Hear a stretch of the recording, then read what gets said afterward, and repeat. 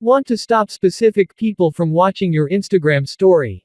In this video I'll be showing you how to hide your Instagram stories from specific users without blocking them or privating your account now. Let's get started. To begin, open Instagram and go to your profile. Then tap the menu icon in the top right corner. Select Settings. Then tap Privacy. Select Story.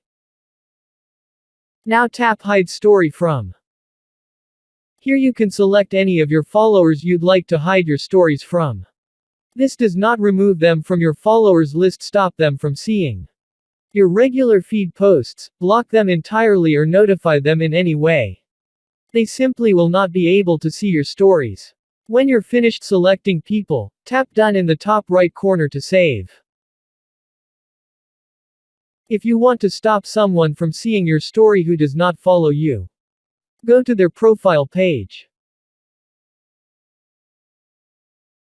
Tap the three dots in the top right corner. Then select Hide Your Story. That's all it takes to hide your story from specific users on Instagram. Thanks for watching. If you found this video helpful, we'd love it if you'd hit the thumbs up button below and subscribe to our channel.